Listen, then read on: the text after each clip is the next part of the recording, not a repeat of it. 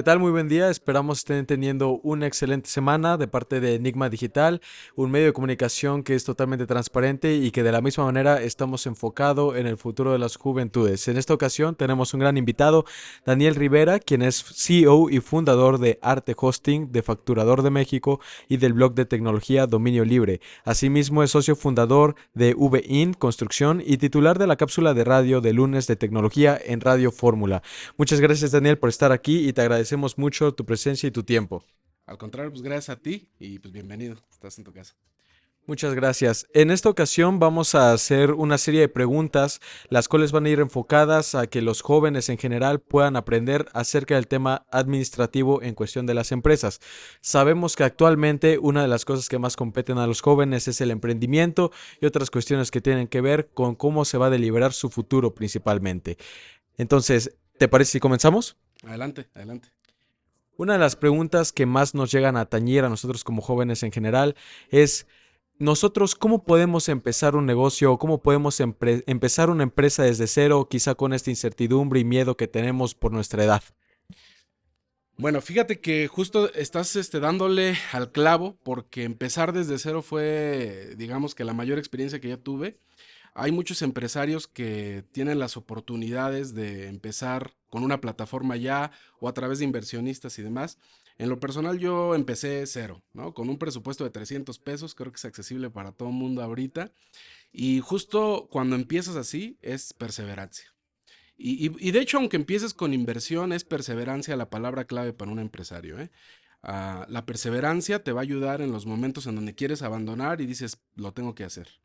La perseverancia te va a ayudar a también a consolidar un servicio, a consolidar un producto y a seguir luchando por él y para darlo a los clientes, a los usuarios, en cualquiera de los formatos que tú plantes, que tú te plantes, pero sobre todo te ayuda mucho en los tiempos difíciles, porque esos vienen mucho y algo que yo aconsejo siempre a las nuevas generaciones y también a otros empresarios que están arrancando es que si tienen un sueño, si tienen un deseo, que se puede convertir en algo tangible, no nada más lo inicien por un mes y por 2 meses a ver qué tal funciona, sino un año mínimo. Comprométanse un año con el negocio que ustedes quieran emprender y si después de un año no funciona, ahora sí ya tienes permiso de decir fracasé en el negocio.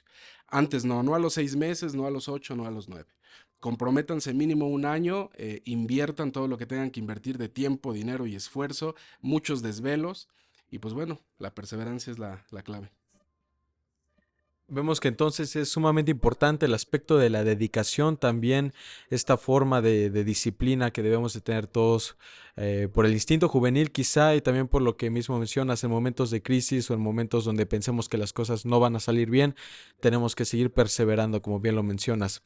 En este aspecto, cuando hay alguna ocasión en la que se susciten acontecimientos repentinos, cuando hay alguna situación concreta en la que nosotros nos podamos sentir desmotivados, quizá porque el emprendimiento no está saliendo como lo pensábamos, porque sabemos que los cálculos, quizá por más objetivos que puedan ser, hay ocasiones donde suceden espontaneidades las cuales no podemos controlar.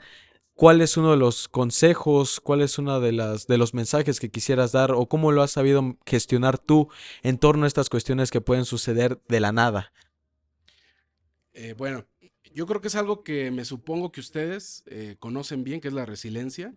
Tienes que soportar, aguantar, pero sobre todo yo creo que algo importante es saber dividir que el negocio que tú emprendas no eres tú. El negocio que tú emprendes es un ente aparte de ti, no eres tú. A veces como empresarios nos proyectamos en nuestros negocios, pero esto tiene una desventaja muy fuerte, que si al negocio le va mal, ¿cómo estará tu sentido anímico, tu estado de ánimo?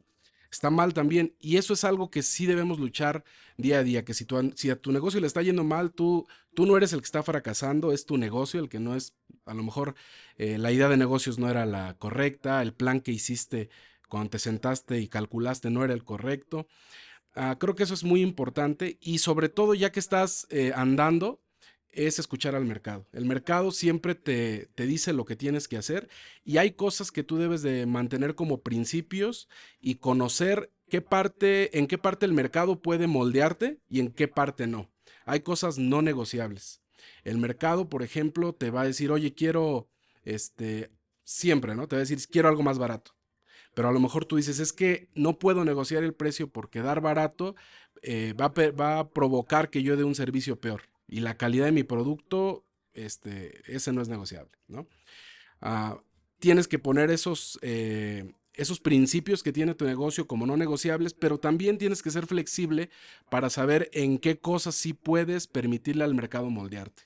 Y a veces eso es muy interesante porque a veces llega un cliente y si te dedicas, no sé, por poner un ejemplo, a mercadotecnia, ¿no? Dice, oye, ¿y también haces publicidad en espectaculares? No, eso no lo hago, ¿no? Pero luego viene el segundo cliente y luego viene el tercero y luego ya ves que son 10.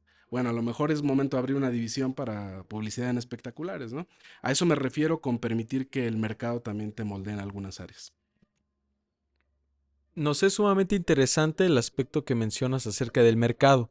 Surge también, conforme lo que tú me ibas mencionando, una cuestión que muchas ocasiones se llega a debatir o llega a ser tema de discusión. ¿Nosotros como emprendedores somos quienes crean necesidades para el mercado o somos quienes llegan a identificar las necesidades que hay en el mercado y a partir de ahí comenzamos a trabajar en nuestro producto? Esa sería la pregunta. Esa pregunta está buenísima porque suceden las dos cosas y yo he visto que empresarios crean necesidades, pero sabes que el mercado tampoco no es tonto. Cuando tú creas una necesidad totalmente artificial, el mercado termina desechándola, ¿no? Son ideas que a lo mejor tienen un pequeño boom o una burbuja, como se les denomina, y luego sencillamente se desaparecen, ¿no? Eh, un claro ejemplo que te puedo dar ahora es Netflix. Cuando Netflix fue creado, nadie creía. De hecho, Blockbuster, que era su principal competidor en aquel entonces, no creía que era una buena idea, ¿no? Entonces crearon una necesidad y que hoy en día yo no conozco a alguien, seguramente tú tampoco, que no tenga una suscripción de Netflix, ¿no? Entonces, sí, de cierta manera creas una necesidad, pero lo principal es detectarla. O sea, lo principal es que tú puedas ver un área de oportunidad en donde entre y encaje tu nivel de servicio. Y mi recomendación para elegir un área de oportunidad es que no vean algo grande, no vean algo, no piensen dar 1000 soluciones a un problema o 1000 soluciones a 1000 problemas, sino detectar un problema pequeño que no haya sido atacado por nadie o que ya haya sido atacado pero de una mala manera, ¿no? Eso es un área de oportunidad para hacerlo mejor. Entonces, por ahí va enfocado, porque acuérdate que además siempre las empresas exitosas no son las que atacan primero, sino las que atacan mejor. Entonces, está el caso de Amazon. Amazon no fue pionero en comercio electrónico propiamente, pero lo hizo mejor que muchos otros, ¿no? Entonces, esa es la clave. También respecto a lo que mismo nos mencionabas previamente, que hay una capacidad que debemos de tener como emprendedores de ver cuáles son esas pequeñas áreas de oportunidad en el mercado y a partir de ahí enfocarnos en una concretamente y empezar a trabajar de ahí. Surge también otra pregunta.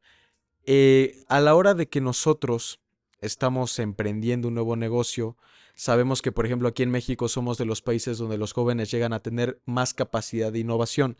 Sin embargo, no muchas ocasiones los jóvenes que tienen innovación se topan con oportunidades en el aspecto de hablando de la materia económica o quizá porque simplemente sus condiciones sociales no son las acordes a lo que se necesitan para desenvolver su producto o su iniciativa. En este aspecto sabemos también que repercute mucho cómo gestiona las cosas el Estado, cómo gestiona las cosas el aparato gubernamental. Tú, dentro de tu experiencia, ¿qué nos podrías decir en torno a la cuestión administrativa y cómo repercute en la administración de tus empresas el papel del gobierno y el papel del Estado en sí? ¿Cómo es que tú lo has vivido a manera empírica y a forma de experiencia propia? Ok, bueno, esa es una pregunta compleja porque como empresario, como emprendedor, creo que siempre navegas contracorriente. Si estás en un negocio en el cual ya hay mucha competencia, navegas contracorriente. En México particularmente y en muchos países de Latinoamérica, el apoyo gubernamental al emprendimiento es nulo, realmente. Entonces, yo creo que quien se decida por ser emprendedor sí tiene que tener un espíritu inquebrantable, definitivamente, y no esperar nada. Realmente creo que ese es el truco, ¿verdad? No esperar nada de parte del gobierno.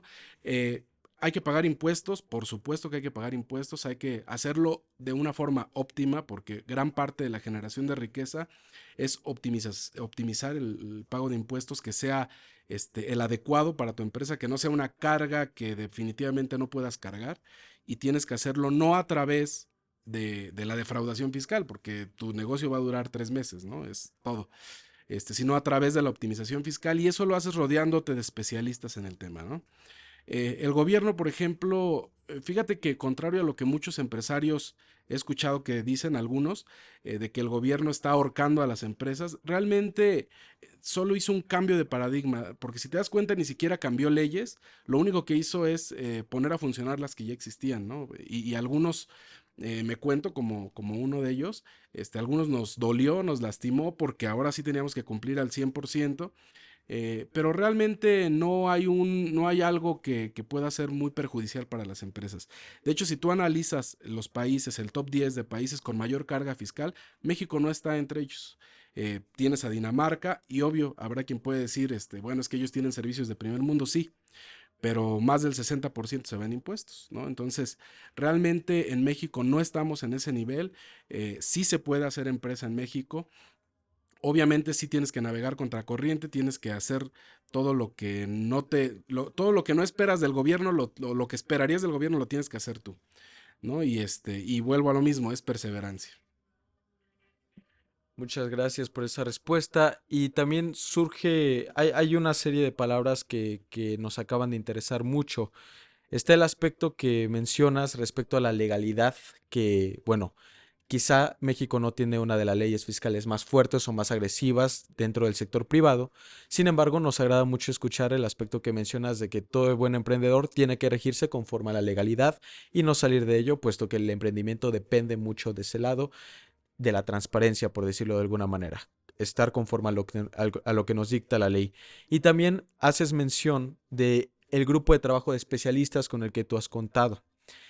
Aquí ya entra una cuestionante o entra un factor que creo que es sumamente importante también para que todo emprendedor pueda tener noción de, y es el trabajar con capital humano, trabajar con otros seres humanos que tienen intereses propios, que también tienen quizá una familia, también tienen otra forma o estilo de trabajo.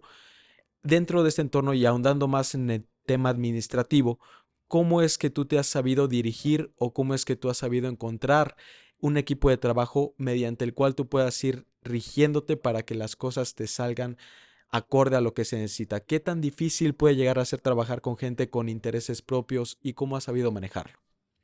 Bueno, pues le diste a lo más complejo que hay. De hecho, encontrar un buen proveedor es relativamente fácil. Encontrar a los clientes, aunque es lo más difícil, suele ser más fácil que encontrar talento, ¿no?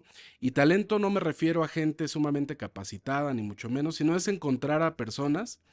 Difiere un poco del término que muchos utilizan como capital de trabajo, capital humano. Yo difiero un poco en ese sentido porque más lo enfocamos al tema de que creamos compañeros de vida, ¿no? En el camino, que compartan tu visión, que compartan el mismo sentir, que compartan objetivos y que se adjunten al objetivo o a la visión que tú tengas, ¿no? Entonces, en ese apartado creo que es muy importante rodearte de gente. Primero, fíjate que antes de capacidades técnicas, ya sea administrativas o de cualquier otro tipo, yo me trato de rodear de gente de confianza, gente que de plano tú puedas confiar en ella, gente leal, gente que trabaje codo a codo contigo y posteriormente las carencias de conocimiento técnico las puedes llenar. Es más fácil trabajar con gente leal y que posteriormente se conviertan en especialistas a contratar a un especialista que no sea leal, ¿no? ¿Cómo le enseñas la lealtad? Entonces eso es algo que yo creo que mucha gente ya trae desde su educación, desde su infancia, desde las cosas que ha vivido. Y creo yo que si encuentras a esas personas para que colaboren contigo en tu visión, pues ya encontraste lo más importante. Entonces, eso es como esencial para que tú puedas tener una empresa exitosa y sobre todo que el equipo de trabajo tenga expertise en las áreas que maneja, ¿no? Por ejemplo, yo he escuchado dos corrientes, una es déjale a los especialistas, ¿no? Y tú pues como que hasta a un lado, o que ellos sean, o que tú te tienes que rodear de gente más inteligente que tú, eso es otra corriente también, Pero también he escuchado a otros empresarios que de hecho ya es una idea muy antigua de que al ojo del amo engorda el caballo, dicen por ahí, ¿no? Es a lo mejor un dicho ya viejo, pero que quieren estar metidos en todo. Las dos posturas para mí tienen algo de incorrecto. Realmente creo que el rodearte de especialistas, pero aprender y tener noción de lo que están haciendo es importante para que hables el mismo lenguaje, ¿no? Eh, Tu contador no te puede dar un consejo si tú no entiendes el lenguaje que están hablando. Él es el especialista y tú no, sí, de acuerdo. Pero tú debes de tener una noción básica y yo creo que por encima de básica, una noción media de lo que te está hablando para que puedas comunicarte bien con él.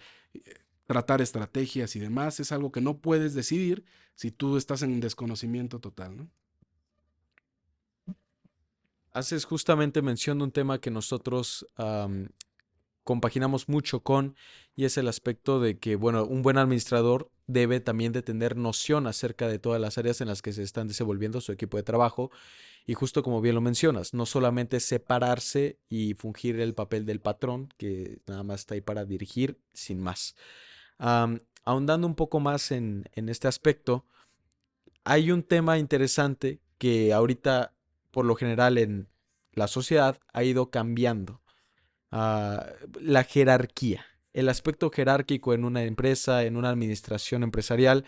Por lo regular, sabemos que antes existía el dogma, o por no decirle dogma, la idea, la noción de que la jerarquía habría de ser vertical, puesto que está el jefe y debe de haber siempre alguien que esté mandando o que esté coordinando a los demás, pero en un puesto más alto.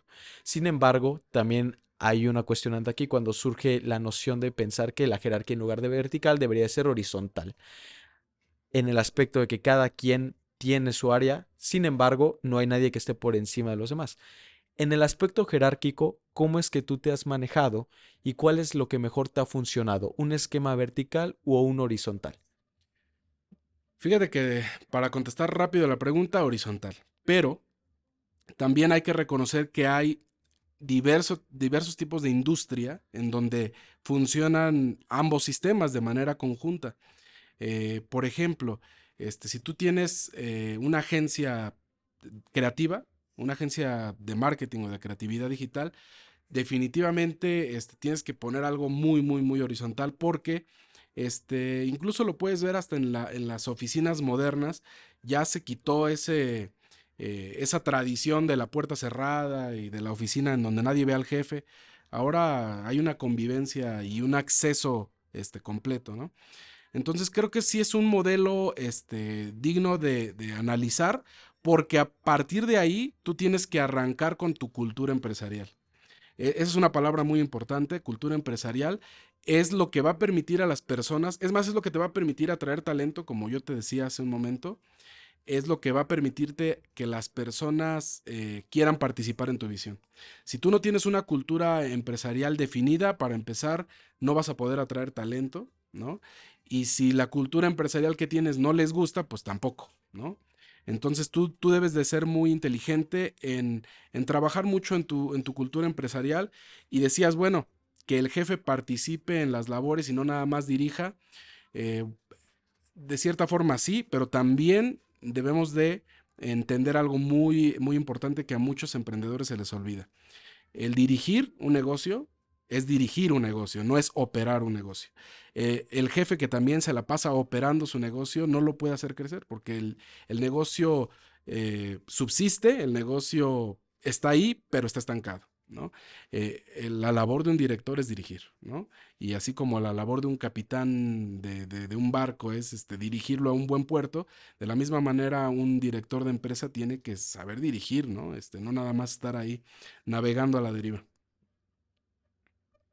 En este aspecto que bien mencionaba sobre el aspecto de la cultura administrativa, nos interesa también en torno a lo que mencionabas, de que un buen dirigente pues tiene que también estar enfocado en la dirigencia, no solamente en operar el negocio.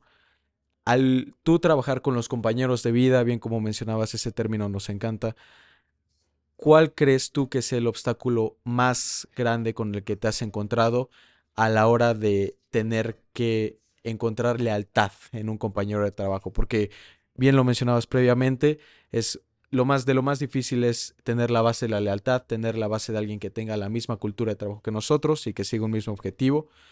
¿Cuál crees que tú sea el obstáculo más difícil o más pesado con el que alguna vez te has encontrado con un mismo compañero de trabajo, un compañero de vida con el que ya hayas alguna vez fungido alguna función? Pues saberle decir adiós. Creo que es lo más difícil y es que así como hay relaciones tóxicas, ¿verdad? A lo mejor conoces a alguien que dice, oye, ¿por qué no se dejan si está bien tóxica su relación?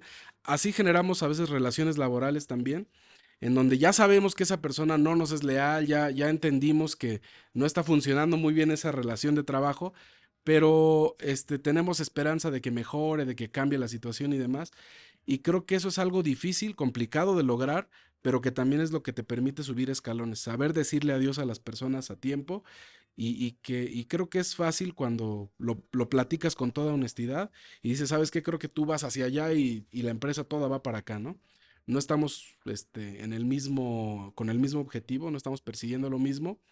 Decir adiós a tiempo creo que es algo de lo más difícil y que yo he visto que casi a ningún emprendedor le gusta pues prescindir de colaboradores que le rodean, ¿no? Es algo difícil de hacer, de hecho, pero es importante hacerlo.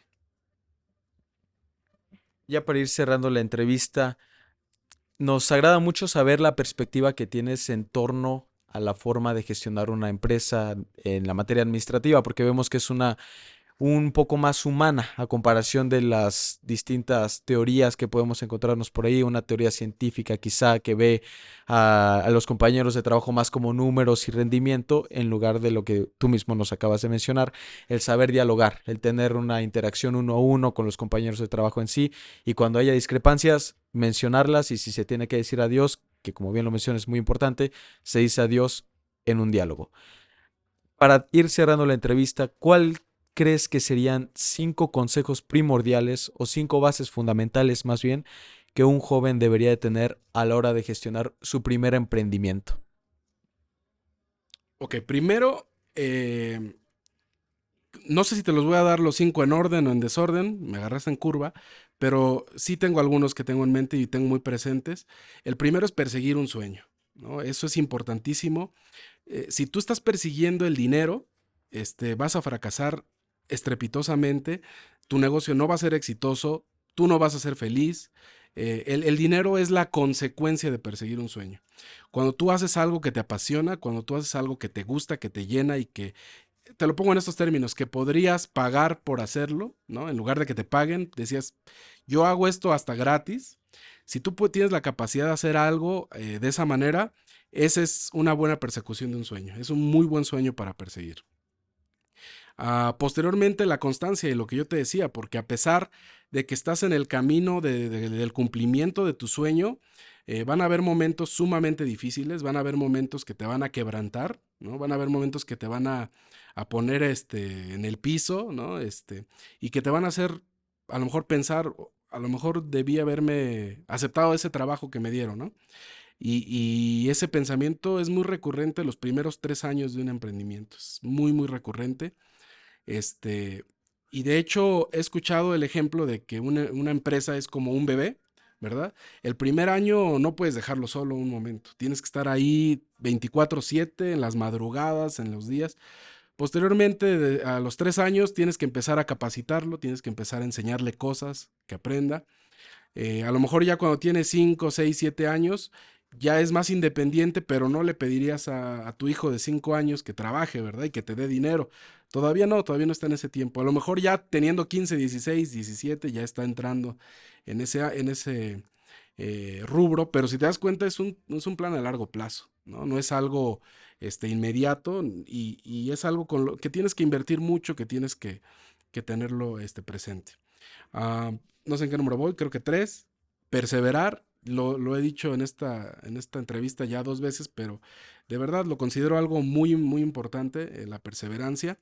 Eh, Como número 4, y ahí sí yo te diría es el esencial, es tener fe en lo que estás haciendo, tener fe, pues si tú crees en Dios, ¿verdad? Tener fe en que vas a necesitar de tu fe. Porque cuando lleguen esos momentos en donde tienes que doblarte y que tienes que sufrir por lo que está sucediendo en tu negocio, la fe es lo único que te levanta. o al menos es lo que yo he visto en mi experiencia.